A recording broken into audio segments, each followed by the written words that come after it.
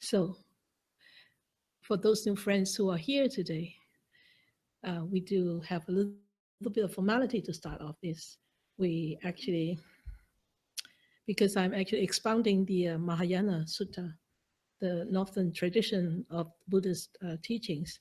So we do chant by Chinese. And this is Namo本师释迦牟尼佛 represents, I take refuge in the fundamental teacher, the Sakyamuni Buddha. Okay, that's the whole meaning. So you feel comfortable to chant, to recite together with us, please feel free. If you feel that you can do it from your heart, please feel free. Okay, don't feel coerced to do it because everybody else is doing it. All right.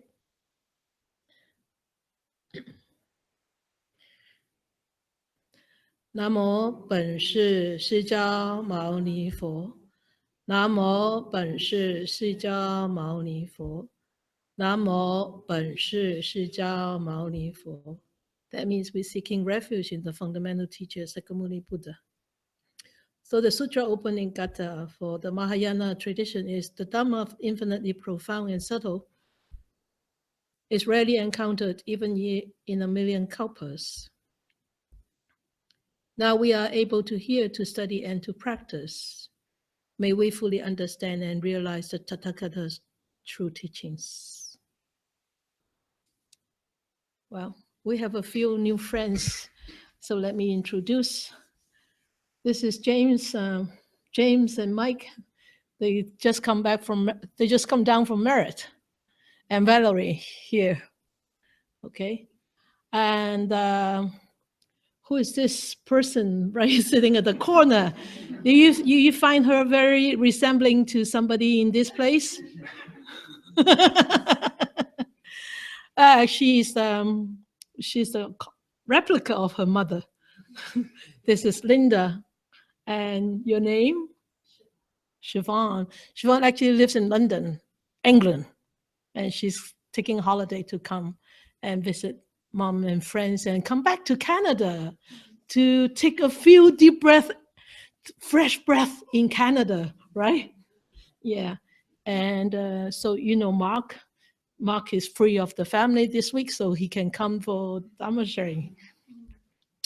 And yeah, huh? Leah, we've met before. Yeah. I remember your face somewhere. Yeah. And Billy, welcome. Anybody have I missed? No. Okay. So welcome all the new friends. I'm teaching the Sutra of the 42 chapters, which is a very fundamental Mahayana teaching. That was the first sutra that was brought in from India to China and being translated while in China. So that was together with the other two sutras. Actually, those are the real basic sutras to start off the Mahayana teaching. And actually, the Sutra of the 42 chapters resembled. There is a lot of similarities between that and the Dhammapada in the Theravadan tradition. But this is only 42 chapters altogether. And we are on chapter 37. It's almost a year since I've been teaching this. So we're getting there. Okay, that's why last year I did not promise that I'm going to finish that in 3 months, because my student always reminded me, Sifu said it will take a month and it will take 3 months. So last year I did not give myself any timeline to finish this sutra, but we are towards the end. So chapter 37, he said, what did the Buddha say? He said, be mindful of the precepts. The Buddha said, if disciples who are thousands of miles away from me are mindful of my precepts, they will surely attain the fruit of the way. And then there's the second paragraph, he said, if those who are close by my side and see me regularly do not uphold my precepts, they will never. And this is actually very self-explanatory. What it means is here, disciples doesn't mean just monastics. Okay, it means lay laymen, laywomen, all the householders, and all the monastics, including the bhikkhus, bhikkhunis. Bhikkhus, that means monks. Bhikkhunis, that means nuns. So the disciples are monastics and householder. And he said, in here, those people, those disciples who are thousands of miles away, that means they are very far from the teacher physically. But he said, but if they uphold my teachings of morality, precepts, that means morality, they will surely attain the fruit of the way. We all know, for those who have been actually studying, you know the way. What is the way? The way is the path. What is the detailed exposition of so-called the way? Yes, thank you, Nora. The Eightfold Noble Path. So that means you will, if you abide by the precepts, by the teachings of the precepts that actually the Buddha has taught us, even though the Buddha is physically so far away, he is already, right? He was born 2,600 years ago, and he was not here with us physically here. So, but his teachings are still with us very close, intimately, very close to us. If we hold his teachings very close to us, days in, days out, moment by moment, moment to moment, he has never left us. And if we could uphold that teachings in us every day, moment to moment, moment by moment, and remind us to constantly walking on this path, and eventually, one day, we will attain those wonderful fruits. But is it true that we can only attain those fruits in such and such a time, or we are attaining fruits now already? Now already, right? Because if you take one small step on the path, you reap one small fruit. If you take 2 steps, you reap the fruits of 2 steps. If you don't take the path at all, don't expect anything, sorry. Okay, so that's what he meant. So if those who are close by my side and see me regularly do not uphold my precepts, they will never attain the way. So even though your teacher is next to you, okay, day in, day out, you see them, but if you don't uphold that in your mind, in your heart, dearly, and mindfully, and honestly, you are not walking on the path. You may be sitting, you may be meditating. On the surface, people may see that you are a very good practitioner. You know, you're friendly, you smile, you talk, and you're compassionate, you're helpful. So what? You're not holding that dearly, and you're really not practicing so-called the way.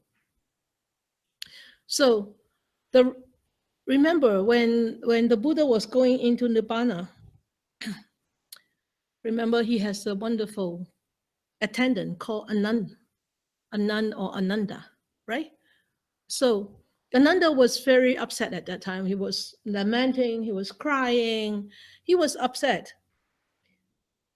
The whole story about this is a lot of people missing a very important person at this stage. There's actually somebody called Anuruddha.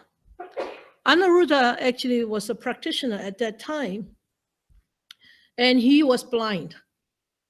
He was blind, but he was already enlightened, and he saw he walked towards the Buddha. He knew the Buddha was going into Nibbana. Going into Nibbana, that means he's passing away. And so he came to see the Buddha and saw Ananda crying. Of course, I mean, your teacher is leaving you. Physically, you may not be crying, but mentally, inside your heart, you may be crying a lot. So Ananda was really mourning and grieving at that time, even though the Buddha was still alive. And Anuruddha said to said to Ananda, Ananda, don't cry, don't lament. Ask the Buddha the questions, the important questions. We have to have those answers. And Ananda looked at Anuruddha. He was in awe. He didn't know what to do. He was in deep grief. And Anuruddha said, you have to ask these 4 questions.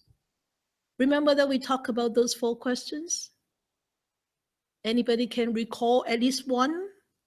No? Or even Nora have the notebook in front of her, can't recall. Okay. Anybody, Laurie? No? Okay. Anybody, Kwok? No? Anybody here? No? Okay. All right then. That's good. That means you have to go back home to do some more homework. All right. Okay.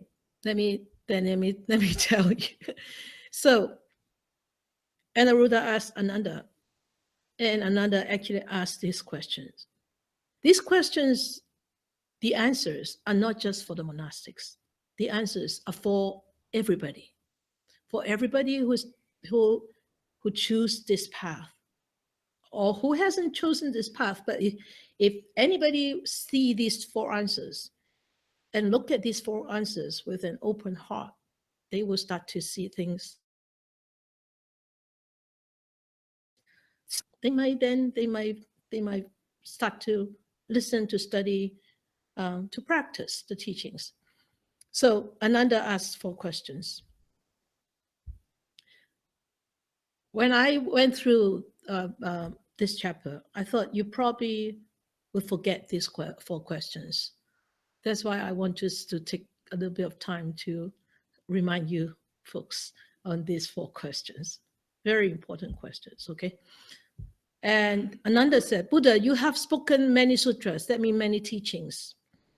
When we compile and edit them, how should they begin? Oh, yeah, now. So how should they begin? Now you know the question. So what's the answer? Thus I have heard. Very good. Thus I have heard. So the Buddha replied, all the sutras, all the teachings that are spoken by the Buddha, by all the Buddhas of the past, of the present, and of the future begin with the words, they should begin with the words this, like this. Thus I have heard, which means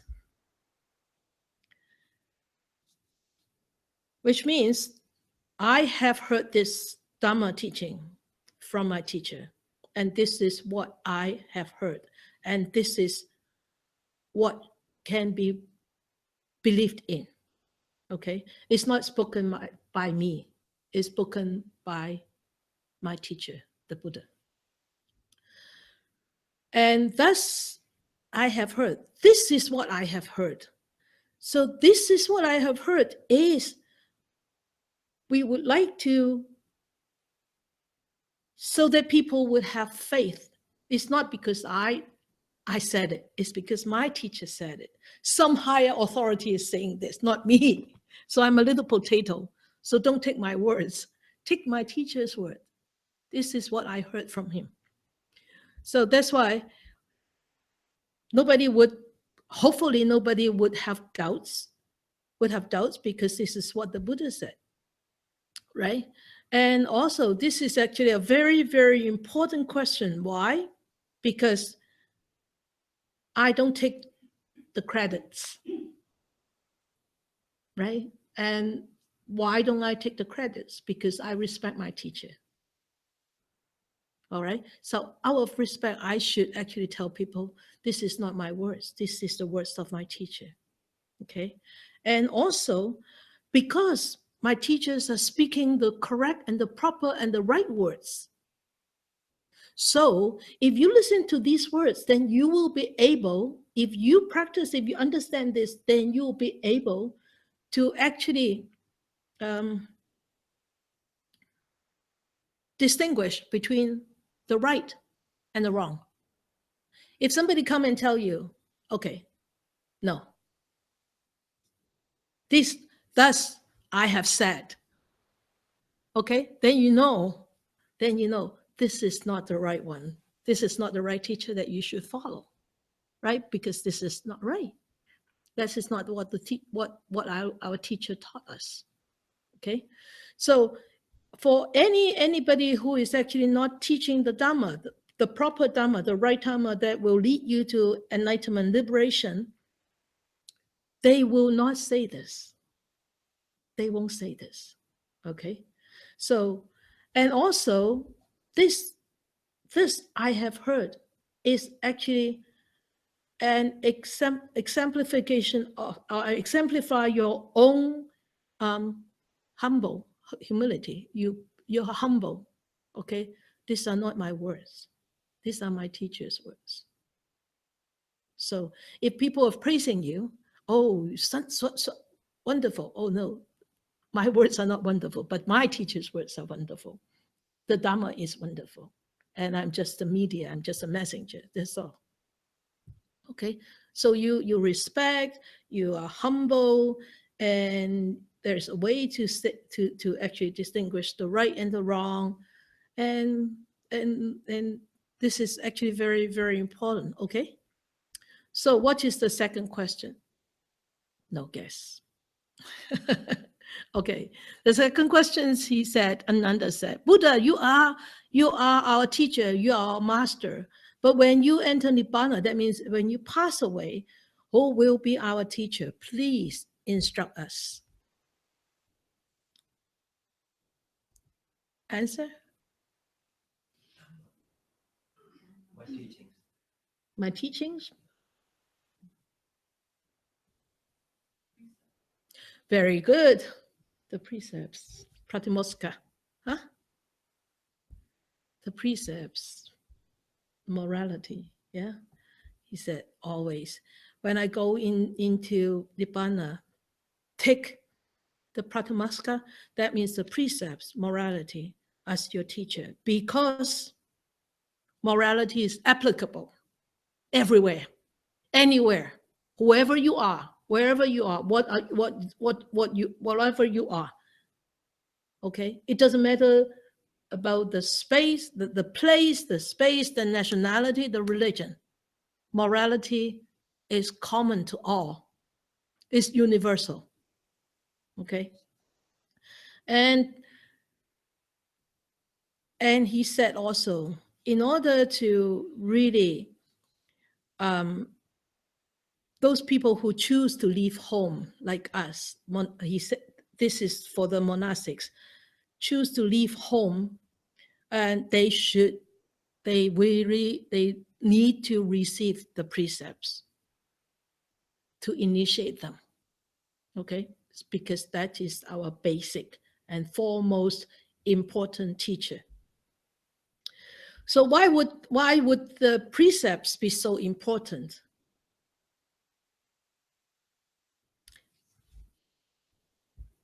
It's a constant reminder. Okay, constant reminder. All right. The groundwork is the groundwork, is the foundation. Okay, so remember the three foundations of practice: morality, sila, concentration, samadhi, wisdom, panya, right? Those three are very important groundwork. The morality is the important groundwork. Without the morality, how can we have a focused mind? How can we have a calm mind? How can we have a concentrated mind? You can't. In the Chinese saying, there is a saying, say, if we don't do anything, or if we don't lie, if we don't if we do things out of our consciousness, not consciousness, huh? CONS, conscience, huh? Conscience, yeah, conscience. Then in the middle of night, if somebody knock on the door, we won't be scared, because we ask ourselves, have I done anything wrong? I haven't. So you won't be scared that somebody is coming to knock on your door and ask you for something that you have taken from them, or something that you have done to them, unskillful actions, right? So you won't be scared, you won't worry. So, and one very important thing is, because the Buddha said, he said, if you don't abide by the precepts, Mara will come. And Mara will destroy us.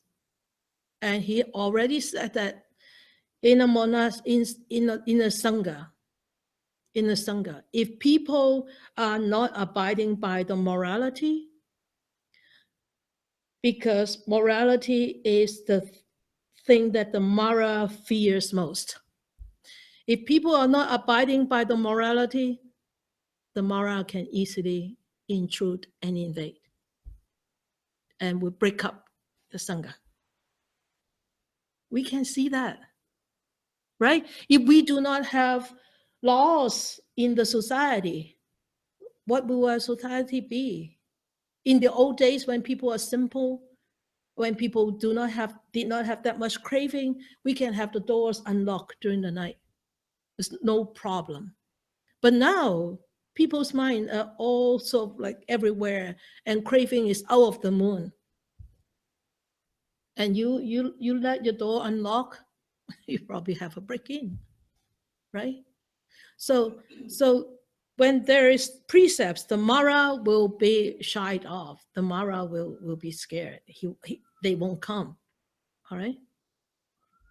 So no matter, and also because of this Mara, because of these precepts, when we are abiding by the precepts, and if we are doing things properly and correctly,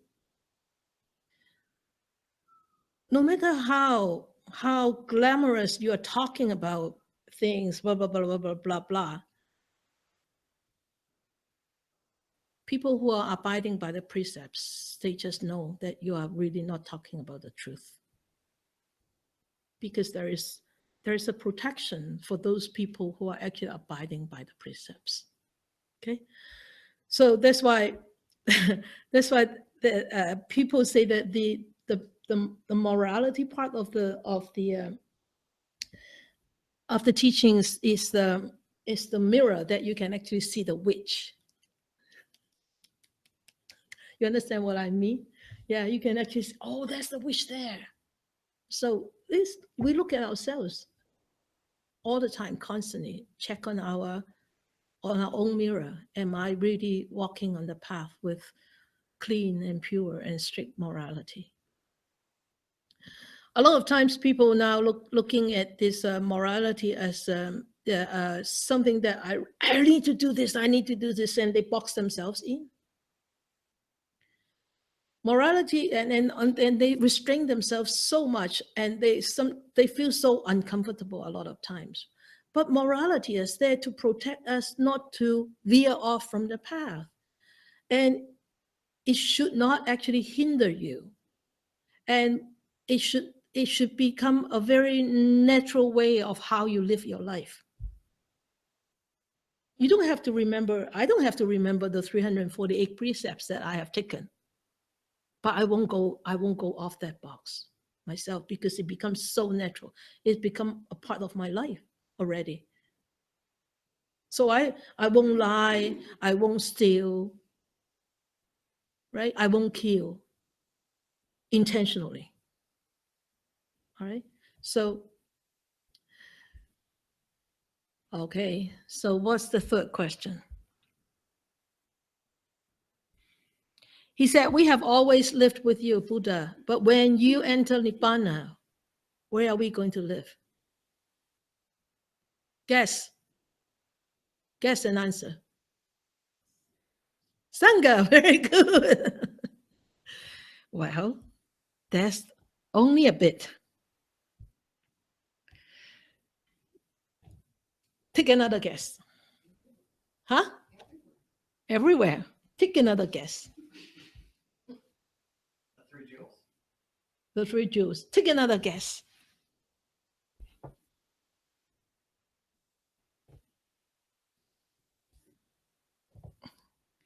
He said you should be living in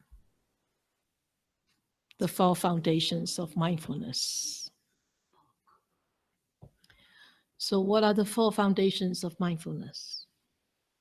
You should know these answers. Come on, give me some face. I've been reading this book, and so I'm just going to guess that it's like mindful of the body, mindful of speech. Of what? Speech. Okay, all right, go on. That's 4 foundations of mindfulness, that means satipatthana. Sati, 4. Mindfulness, patthana. the feelings. Good. Then, Perception. who said mind? Mind. Good, okay. What about the last one? Okay, you said body, feelings, mind, and Dhamma. Good. Coming back, right? The memory. Okay, so he said, when I go into Nibbana, bhikkhus, bhikkhunis, upasakas, that means those men who have taken the 5 precepts. Upasikas are those women who have taken the 5 precepts. He said, you should dwell in the 4 applications of mindfulness, or the 4 foundations of mindfulness. Mindfulness regarding to the body, to the feelings, to the thoughts, and to the dhammas. So when you develop this mindfulness to the body, the very first thing you understand is the contemplation of this impermanence, right? The body and the feelings. And also, there is a very strong contemplation of the body. Is the contemplate the body as very impure. And if you know that the body is impure, then there is a possibility that you will attach to it less and less and less. Okay? If you attach to it less and less and less, and hopefully, then when the attachment is that much less, then you have that much freedom. All right? And then also the second thing is contemplate the feelings. The feelings, we love feelings. Some people love the unpleasant feelings, so they keep torturing themselves. Some people love the pleasant feelings, so they constantly torture themselves by developing more and more craving. Right? So these feelings, he said, consider these feelings as dukkha. What is dukkha? Suffering. Suffering is a very pessimistic word. Stress, dissatisfaction, unhappiness, and sufferings and miseries. Okay. So the pleasant leads to more craving, and the unpleasant leads to more aversion and anger. So he said, contemplate these feelings because they are impermanent. And if we are so stuck on attaching to these things which are impermanent, we're bound to become miserable. Clever, isn't it? Right? So the mind, he said, contemplate also the thought as very important, impermanent. Look at our thoughts. Look at you sitting there just now. For that whole hour, thoughts come in, thoughts go out, chatter comes in, chatter goes out. Woo, woo, woo. You can't even hardly comprehend and catch yourself. Come on, come back. You kept telling yourself, come back and come back here. Don't wander. Yeah, you tell them don't wander, but it still wanders. What can you do? Just watch it. Just be happy with it. And let it wander, but you don't follow it to wander. So you develop a part of the mind which doesn't wander. And that doesn't wandering mind watches the wandering mind wandering. Interesting, eh? There's a piece of cake there.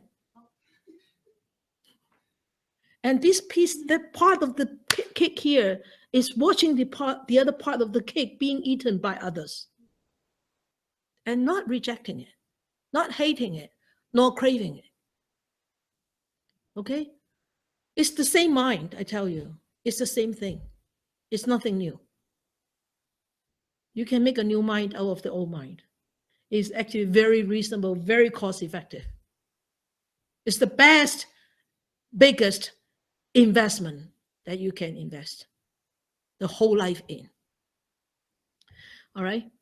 And then contemplate all the Dhamma, all these arising of these thoughts, arising of these feelings.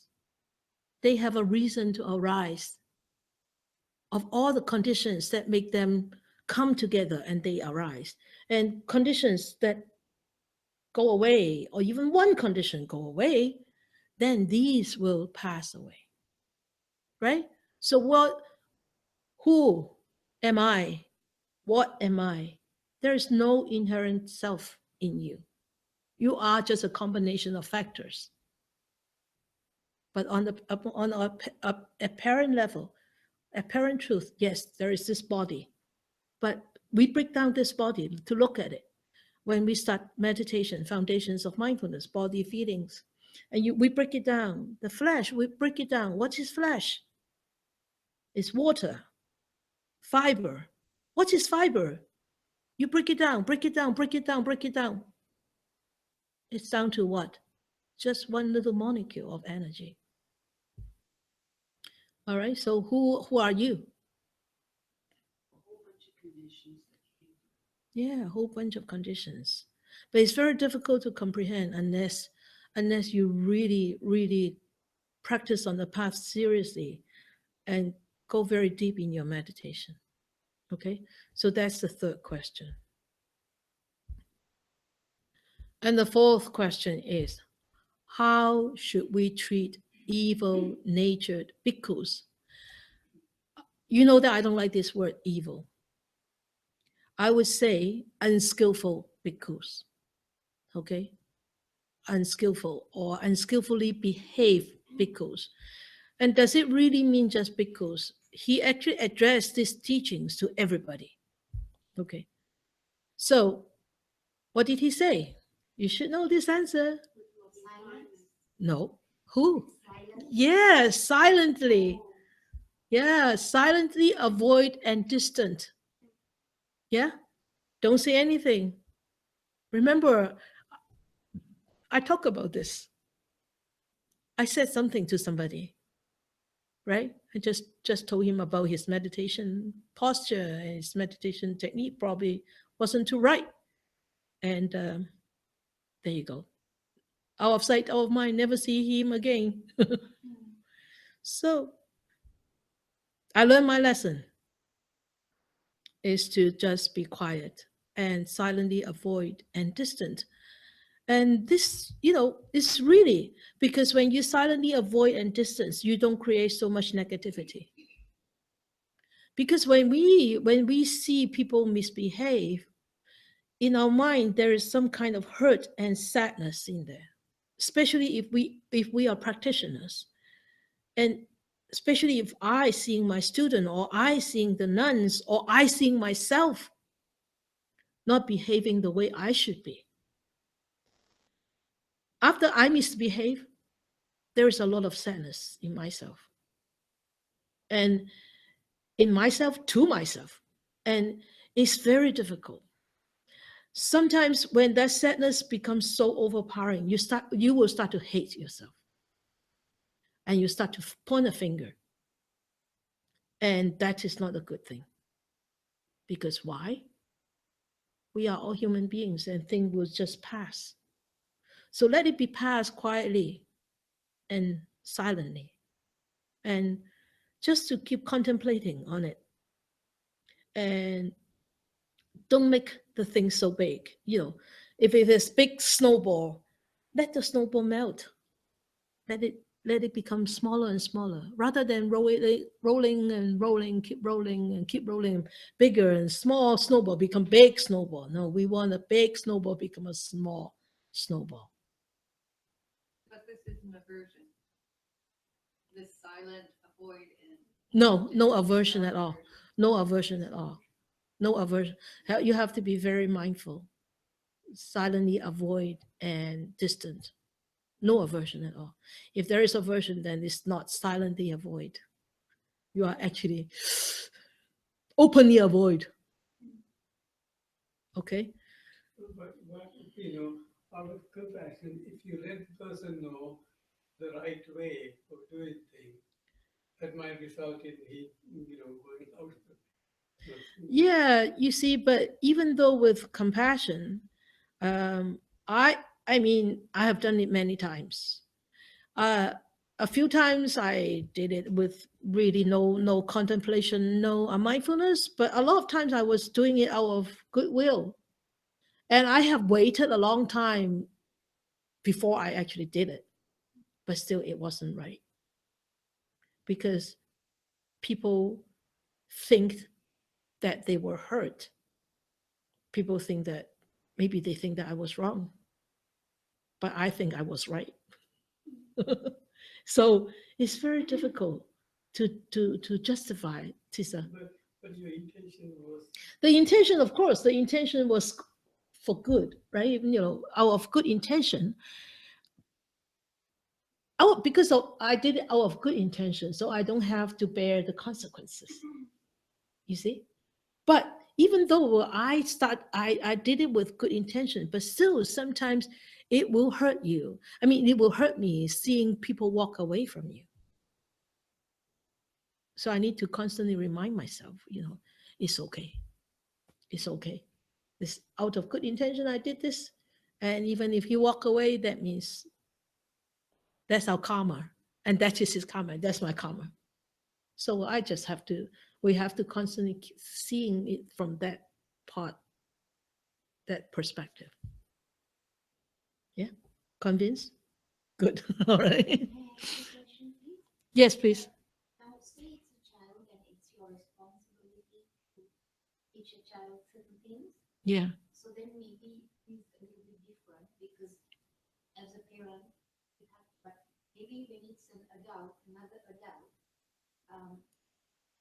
and maybe you might, even if it's your child, you might tell him once, and if he doesn't, then can do the silent thing. But if it's a child, there has to be somebody who will teach him, either his teacher or you as a parent. Yeah, but you see, sometimes my teachers told me, my teacher taught me, not told me, he taught me.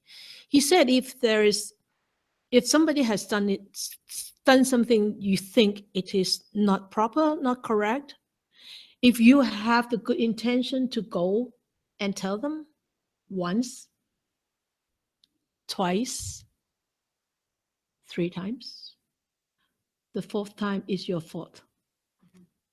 Only 3 times, not over 3 times.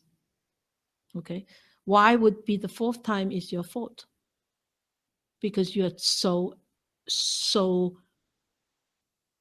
stubborn.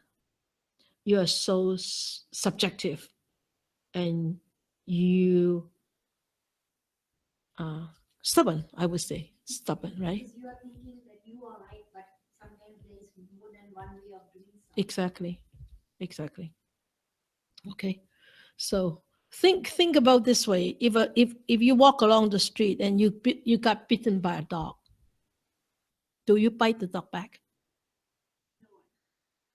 Yeah, you won't bite the dog back, right? So it's the same as people. If people bite you, don't bite them back.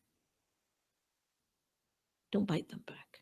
It's really not good to bite them back. Just walk away. Actually, I see the correlation between that and so parenting.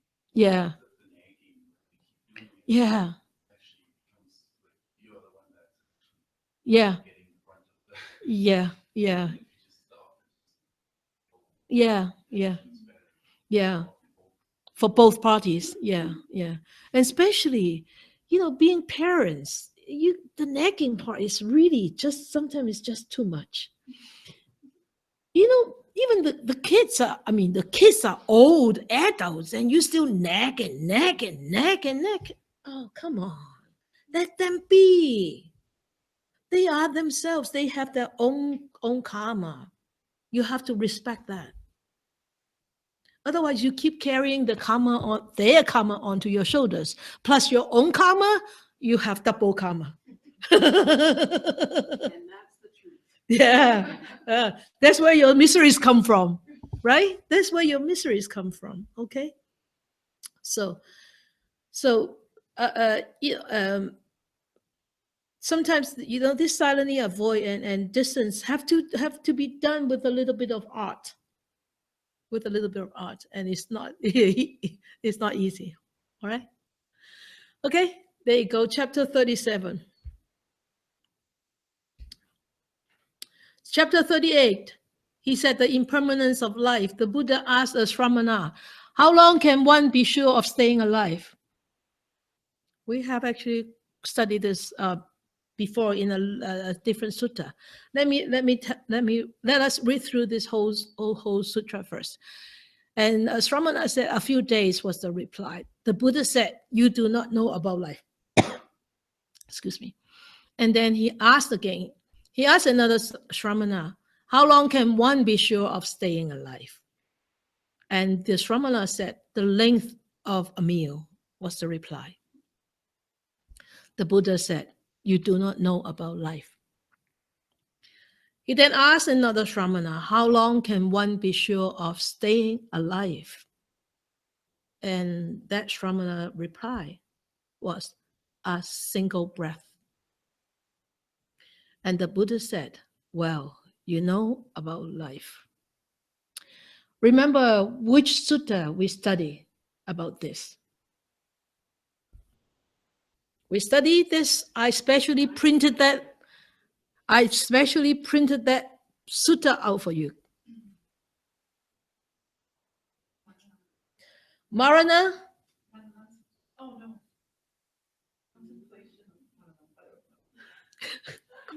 Contemplation of Marana. What is contemplation then in Pali? Sati. Marana Sati Sutta. Good. Getting there. Both of you together make it. Okay, Marana Sati Sutta. Remember that we studied this sutta before. I want to remind you because this is a very, very important topic in our life. The Blessed One said, mindfulness of death was, when developed and pursued, is of great fruit and great benefit. It gains a footing in the deathless, has the deathless as its final end. Therefore, you should develop mindfulness of death. So when this was said, a certain monk addressed the Blessed One, I already developed mindfulness of death. Remember? Okay. So the Buddha said, and how do you develop mindfulness of death? How did he reply? He replied, a day and a night. A day and a night. I might live for a day and a night. Then I might attend to the Blessed One's instructions. I would have accomplished a great deal. And the Buddha said, what did the Buddha say? The Buddha did not say anything. In the Marana Sati Sutta, he did not say anything. Then he asked another bhikkhu. Another bhikkhu said, well, if I may live just a day. That is a day and a night is 24 hours, right? I may live just one day. One day is just like 12 hours, let's say. Okay, 12 hours. And if in this one day I might attend to the Blessed One's instructions, I would have accomplished a great deal. And the Buddha was silent. So that was not the proper answer. And then another monk said, so what? Guess. Not so fast. One meal, not so fast. Oh yeah, 1 meal, yes. A meal first, okay. Interval to take to eat 1 meal. That's quite long. Some meal can last for 3 hours, right? If you go to a banquet, a meal can last for 3 hours. Or if you go to McDonald's, a meal can last for like 10 minutes. Okay, a meal. And he said, He did not say anything. So the next one,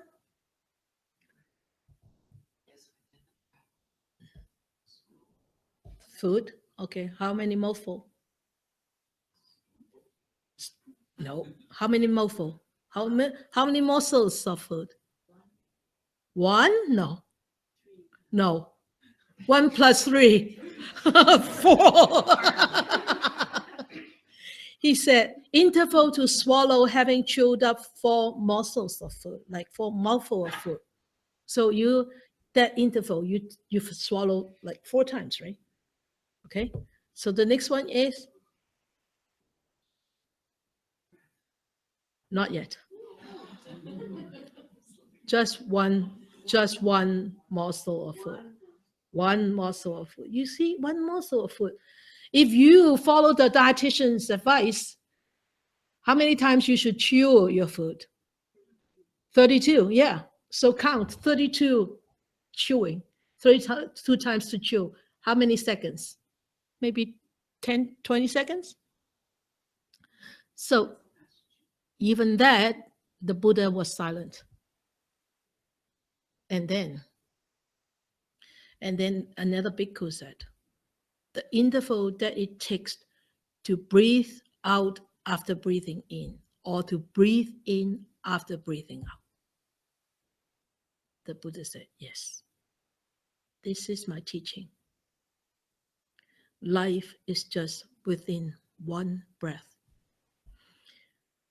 So that's why the Buddha said, of all the prints, all the footprints of all animals, the biggest footprint is from an elephant. And he said, and of all the mindfulness practices, meditations, one of the oldest and the most important practice is the mindfulness of death. So mindfulness on death is one of the oldest practices in all Buddhist tradition. And he said, because this mindfulness meditation on death is the most supreme. And because as the result of this recollection of death, one could reflect on the fact that one is sure will die. That is definite. You can't avoid that. Okay. And if we give all those energy in this lifetime to search for things which are so impermanent, and we forget completely about the end of this life is death, we would just keep on repeating and multiplying our habitual reactive pattern of craving or anger. So is it worthwhile, or is it sort of like not worthwhile? We are still alive, so why do we have to think about death?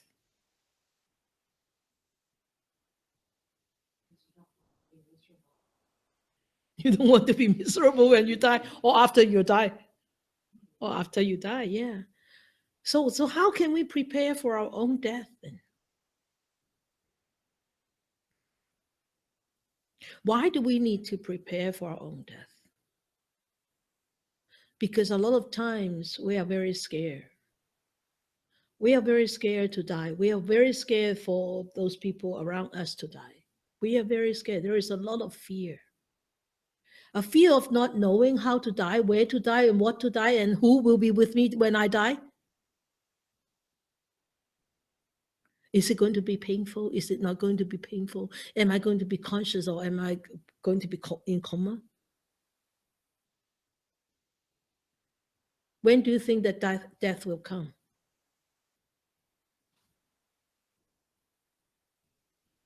Nobody knows. So we have to think that it can happen anymore. Death happens any moment. and you cannot guess. There's no way you can guess. Of course, if you are a very, very uh, capable or very good meditators, so good, I mean, very deep meditation, then you would know your death. You would know when you will die. I told you before, right? Yeah, some of these monks, they actually bought their own cascade 30 years ago. They telling students that I'm going to die. I'm going to use this 30 years later on this day. Okay. In Taiwan, yes, there was a monk who actually brought his own urn, a big urn like this size, because he was going to sit in. They're going to put his body in a sitting posture. So he bought that big urn 30 years ago. This happened 10 years ago, so it's 40 years now. So, so this is actually very, very important. Why? Why? Because there is so much fear that we will one day we will die, and we don't know how we're going to die and where we're going to go after we die, and there's so much other fear. So it's actually very, very important if we could spend some time to contemplate on this. Tell you one thing is you can go home if you have a practice, regular practice, days in and days out, morning and evening.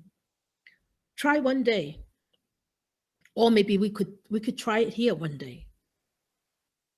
A contemplation of death. It will be scary.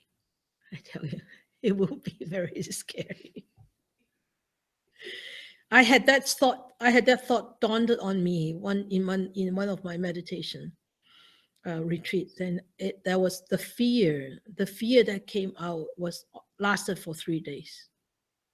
I did not go deep to find out what I was afraid of, but I knew at that time my sensations, the bodily sensation and my breath actually were manifestations of that fear, because there's so much coldness.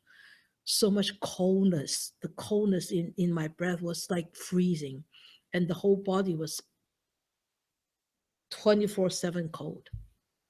And I had 4 quilts on me in the night, and a hot water bottle, which I never used in my life. How long did you meditate? 45 days. Yeah. So, All the 45 days on death. no, the thought of death just came out on day 20. Oh, I see. And I just meditated on it, and I just knew I was afraid of dying. I was afraid of dying. I don't know why I was afraid. It doesn't matter. Doesn't matter whether it's anger, whether it's fear, whether it's resentment, whether it's guilt. Doesn't matter. It's just emotion. That's all, right? You don't have to dwell onto those emotions, but you have to really understand, how am I going to overcome this fear? So I started to have this contemplation of of the virtues and the merits of the triple gems. The virtues and the merits of the Buddha, of the Dhamma, and of the Sangha actually really warmed me up, because I felt I was so blessed. I am blessed. I was so blessed to have encountered the teachings of the Dhamma when I was so young. Not so young, but when I was younger.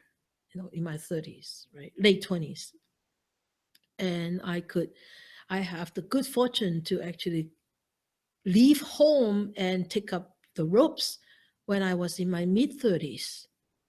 So I contemplated on that triple gem, on the virtues of the triple gem, and then it actually really helped me to sail through that obstacle of fear. And then I at the end of the third day,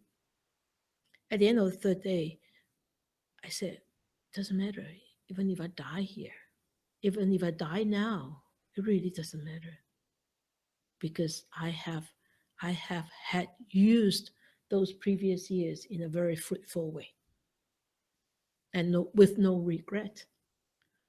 So then all of a sudden, that whole difficult episode just dissolved, completely dissolved. And since then, I never had that fear anymore. Even last year when I was with my father when he died, as you know, the idea of death that happened to me at any time was not that fearful, but I wish I don't have to die yet.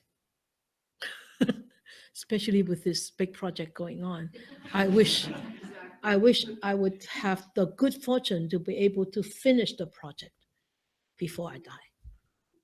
So this is how I actually overcome all the difficulties. So try to find some time, contemplate on this process of dying, on this concept of death. The Maranasati Sutta is actually a very, very good sutta that you need to constantly to go back to watch. And the one thing is when you actually meditate, when you are actually on that breath, and remember that breath is so precious. Why? Because you're still breathing. That means you're still alive. But also it means that you're one breath closer to the grave. And that's for sure. Okay? So, and I think when you contemplate more on this death, then you start to appreciate more how to live. And that's very, very important, is how you should be grateful of what you have and who you are. And the appreciation of also the Dhamma and the possibility and the chance that you have to be in a sangha, and the opportunity that you have a sangha closer by you, that you can actually fall back onto anytime. Okay, so remember, we have great, wonderful companions. They are the sickness, they are the old age, they are the death. They're constantly around us all the time. Okay, our hair is turning gray day in, day out. Our teeth are getting weak. Our bones are getting brittle every hour, every hour. So those companions are sending us messages that we are closer. But yet we don't need to be pessimistic about life. We have to be more optimistic and more proactive on how to use this moment of life. Okay? Just wanted to share something. Yeah. With regard to that, for me personally, I've noticed that the more I'm on this path, I'm beginning to not waste time. Yeah. When something needs to be done, I'm less likely to say tomorrow, To drag the on. next day. Yeah. So I mean, there's still that old habit of Happening. Yeah. But Less and less. it feels like if I can do something right then, I'll try to do it right away, instead of just dragging on. Yeah. And we end it tomorrow. We end it the next day, next week. Yeah. It's just Good. more and more of that Good. coming in than just wasting Yeah. time away. Good. Yeah. Because why? When death comes, even though you regret that you have wasted time. Sorry. The time won't come back anymore. Right? So treasure your time, treasure your friends, treasure your family, treasure your Dhamma brothers, sisters, and treasure whoever is close to you, whoever you have met, and whatever you have, cherish and treasure and appreciate. That's very important. Then you are appreciating the life. Don't wait until it's too late. Right? All right? Good. Okay, let us dedicate our merits.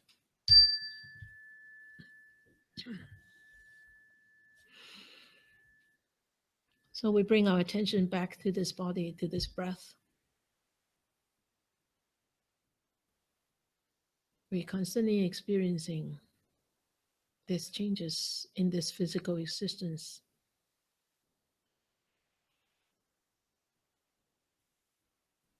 With this experience, and we allow this good thought to arise on our mind. For all the benefits that I gather tonight, hearing the words of the Buddha, may I share all these benefits with all beings, human, non-human, visible, invisible, big or small, far or near. May they be free of enmity. May they be free of miseries. May they start to live in a world with brightness, warmth, and experience love and peace, and be happy.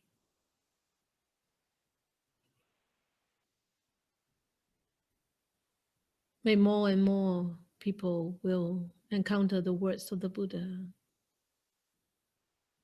to listen, to study, and to practice, and to help themselves to come out of their own entanglements, untie all the knots, and be happy, and be peaceful, and be truly, truly free and liberated.